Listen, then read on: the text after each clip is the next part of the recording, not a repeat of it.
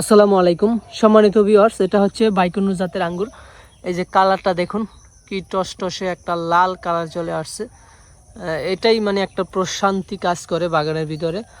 শুধু এটাই না, এই যে বাকি যে থোকাগুলো আছে, এই থোকাগুলোরও কালার চলে আসতেছে। এই জায়গায় একটা কালার একটা ভাব আসতেছে। এই থোকাটাতেও কালার চলে আসছে। তো আপনারা যারা আঙ্গুর ফল চাষ করতে চান, কোনটা চাষ করবেন? দেখুন এই থোকাটা চমৎকার একটা থোকা, কালার চলে আসতেছে। এটার অলরেডি কালার কিছু চলে আসছে।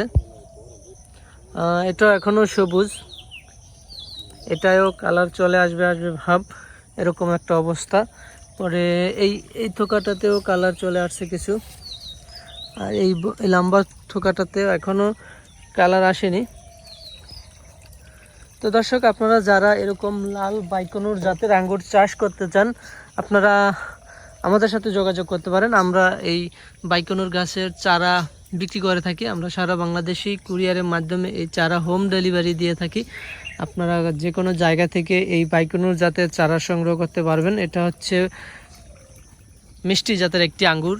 এটা আপনার সবুজ থেকে যখন পেকে এরকম সব লাল হয়ে যাবে, এই থোকাটা পুরোটা যখন লাল হয়ে যাবে, তখন আপনার খেতে অনেক বেশি মিষ্টি লাগে।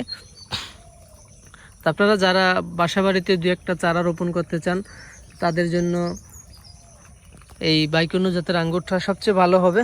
আর এই যে এখানে সেচ দেওয়া হয়েছে, আসলে অনেক দিন যাবৎ বৃষ্টি হয় না, মাটিগুলা শুকিয়ে গেছে, এই জন্য মূলত আমরা সেচ দিতেছি।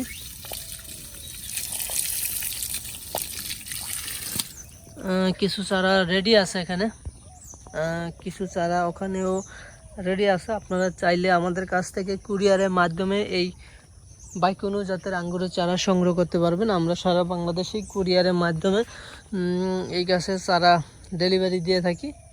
যে কোনো জায়গা থেকে আমাদের সাথে যোগাযোগ করতে পারেন, সারা বাংলাদেশেই হোম ডেলিভারি করা হবে। পিছনে যে জাতগুলা কিছু পাকা শুরু করছে। তো দর্শক, আজকে এ পর্যন্তই। আপনারা সকলে ভালো থাকবেন, সুস্থ থাকবেন। আল্লাহ হাফেজ।